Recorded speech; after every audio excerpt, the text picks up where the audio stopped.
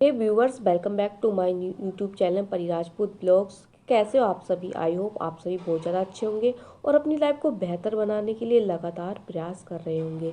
तो फ्रेंड्स, आज मैं मॉर्निंग में जल्दी उठ गई थी 6 बजे। वैसे तो लेट हो जाता है, आज संडे था, लेकिन फिर भी मैं जल्दी उठ गई थी क्योंकि मुझे अब अपनी पढ़ाई को थोड़ा सीरियस और अच्छे से ले जाना था। तो फ्रेंड्स, अगर आप मेरे चैनल पर नए आए हो, नए आप लोग मेरे चैनल पर विजिट किया हो, तो सबसे पहले मैं आप लोगों को अपना थोड़ा सा इंट्रोडक्शन दे देती हूँ। तो फ्रेंड्स, मेरा नाम उपासना है। मैं एक हाउसवाइफ हूँ और मैं एक RO ARO एस्पिरेंट हूँ। मेरी एक बेटी है जो नर्सरी क्लास में पढ़ती है। इसी साल मैंने उसका एडमिशन कराया है।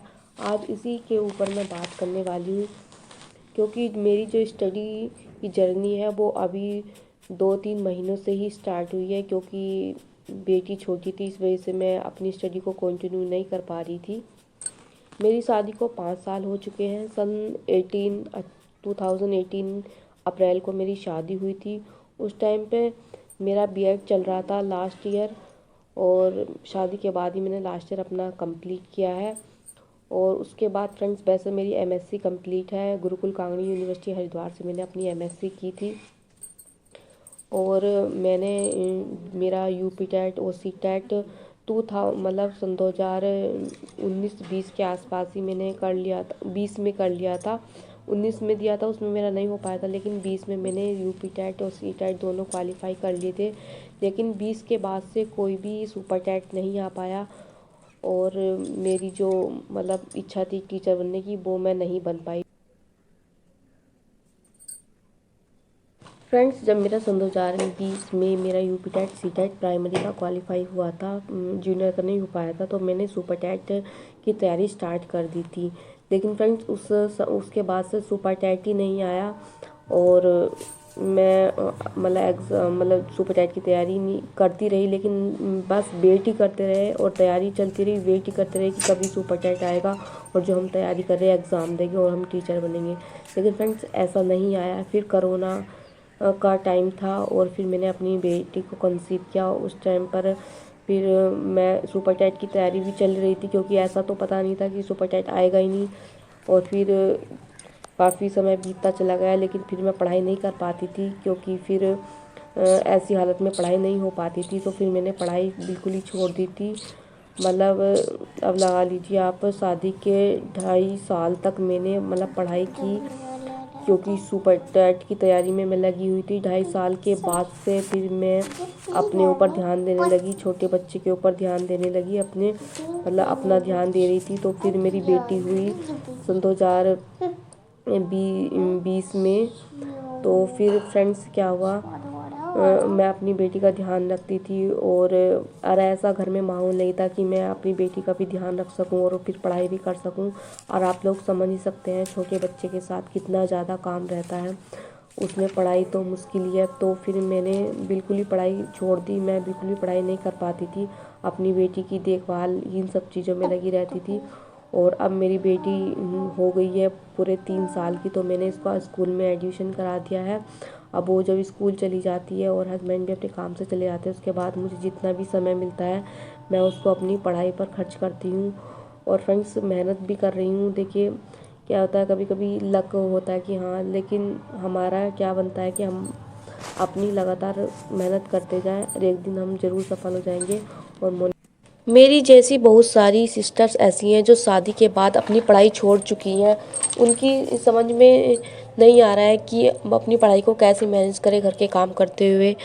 तो वही मैं आपके साथ शेयर करने वाली हूँ कि मैं कैसे मैनेज करती हूँ। शायद उनमें से आप कुछ आइडियाज़ आपके काम भी आ जाए और आप उनको अपनाकर अपनी पढ़ाई के लिए टाइम निकाल पाएँ।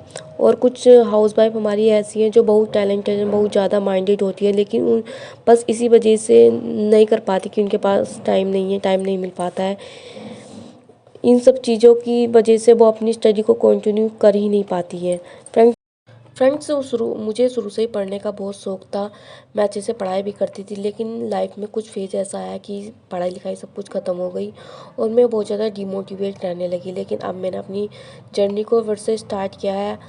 अपने जब मैं पहले दिन याद करती हूँ तो मुझे बहुत ज़्यादा गिल्ट फील होता है कि इतना ज़्यादा पढ़ने के बाद भी मैं एक हाउसवाइफ बन के रह गई, और मेरे माइंड में हमेशा ये बात चलती रहती थी कि मैं पढ़ने में इतनी अच्छी थी, शौक़ भी था पढ़ने का, मैंने अपनी पढ़ाई बिल्कुल छोड़ दी और इसी मलाल के साथ ऐसे ही पूरी जीवन पूरा हो जाएगा और कभी कुछ नहीं कर पाएंगे। इतनी मुश्किल से तो जीवन मिलता है, उसमें भी हमारी जो ख्वाहिशें थी उसको हम पूरा ही नहीं कर पाए, तो ऐसे जीने का क्या फ़ायदा, ऐसे जीवन का।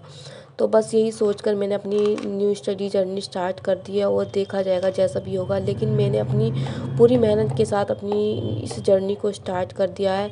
मैं कभी किसी की कोई परवाह नहीं करती कि लोग मेरे बारे में क्या सोचते हैं। और आज मैं अपने एज के बारे में आपसे बात भी करूँगी। मेरी जो डॉक्यूमेंट में एज है वो 30 के अराउंड होने वाली है, लेकिन मेरी जो वैसे रियल एज है वो 28 के आसपास ही है अभी। वो क्या हुआ था वो मैं बाद में आपके साथ शेयर करूँगी। मेरे पास अभी काफ़ी टाइम है, 10 से 15 साल मेरे पास है। ये टाइम कम नहीं है, बस हिम्मत चाहिए थोड़ी सी। फ्रेंड्स, अभी मेरी एज के हिसाब से मेरे पास काफ़ी टाइम है, लेकिन ऐसे भी लोग हैं जो 2-4 महीनों में क्या से क्या कर लेते हैं और हमारे पास फिर भी इतना समय है अभी। तो और हम ऐसा क्यों सोचें कि इतने सालों तक हमें मेहनत करते रहना है, क्या पता साल 2 साल में हम अपनी मेहनत के बलबूते अपनी कामयाबी को पा लें। तो यही सोचकर मैंने अपनी पढ़ाई को स्टार्ट किया है और आज ये सब मैं आपको इसलिए बता रही हूँ कि आप सब भी 30+ जो लेडी हो चुकी हैं, जो जेंट्स या वुमेन भी हो सकती हैं, वो ये सोच लेते हैं कि अब नहीं होगा, लेकिन ऐसा कुछ नहीं है। जब मैंने स्टार्ट किया है तो आप भी कर सकते हैं। फ्रेंड्स, कहते हैं ना, जब जागो तभी सवेरा। तो शायद आप भी मेरी इस जर्नी को देखकर मोटिवेट हो पाओ, इसी वजह से मैं आपके लिए वीडियोज़ लाती हूँ। तो फ्रेंड्स, अब बात कर लेते हैं मैं अपनी स्टडी को कैसे मैनेज करती हूँ। तो फ्रेंड्स, मैं ऐसा करती हूँ, मेरी बेटी जब स्कूल चली जाती है, 9 बजे का उसका स्कूल है और मेरे हस्बैंड भी 9 बजे 9:30 बजे के आसपास चले जाते हैं अपने काम से। तो मैं क्या करती हूँ, सुबह का नाश्ता और जो लंच होता है मुझे दोनों बनाना होता है, तो मैं दोनों को बना कर दे देती हूँ। तो जो मेरा दोपहर का काम है वो हो जाता है। जो मुझे कपड़े धोने होते हैं तो मुझे 11 बजे तक मैं काम कंप्लीट कर लेती हूँ अपना सारा, और उसके बाद 11 से 2 बजे तक जितना भी मुझे टाइम मिलता है वो मैं केवल अपनी स्टडी को देती हूँ। मैं मतलब सोशल मीडिया वगैरह से जब दूर रहती हूँ, और या किसी के पास बैठकर बातें वगैरह ये सब करना, ये ग्रुप बनाकर मैं इस तरीके से कोई बात नहीं करती हूँ। तो इस वजह से मुझे काफ़ी सारा टाइम मिल पाता है, यही सब कुछ करना पड़ता है फ्रेंड्स, वैसे तो टाइम नहीं मिल पाएगा अगर आप इस तरीके की हैबिट नहीं अपनाओगे। तो इस वजह से मुझे 11 बजे से 2 बजे तक का टाइम मिल जाता है पढ़ने के लिए। उसके बाद मुझे अपनी बेटी को स्कूल से लाना होता है। स्कूल से लाकर मैं उसको खाना खिलाती हूँ। जिस दिन नहीं बना होता है उस दिन मुझे बना कर देना होता है, और जिस दिन मैं सुबह में बना लेती हूँ उस दिन मैं उसको गर्म करके दे देती हूँ। उसके बाद फ्रेंड्स, मैं थोड़ी देर उसके साथ मस्ती करती हूँ। भाई छोटी बच्ची है, अभी ज़्यादा बड़ी भी नहीं है।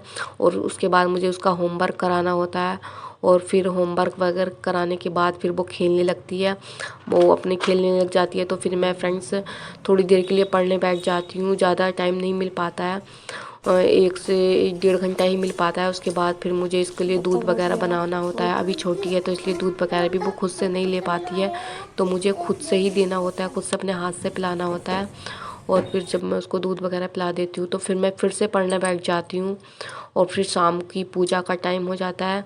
2 घंटे शाम को मिल जाते हैं मुझे पढ़ने के लिए। फिर पूजा वगैरह मैं खुद से करती हूँ, और फिर मेरा खाना होता है, शाम का खाना बनाती हूँ मैं फिर। और शाम का खाना बनाने के बाद ही मैं कभी कर लेती हूँ पढ़ाई, कभी नहीं कर पाती हूँ, क्योंकि फिर हस्बैंड भी आ जाते हैं, फिर उनके साथ थोड़ी बातचीत होती है कि क्या पूरे दिन कैसा गया, ये सब चीज़ों में।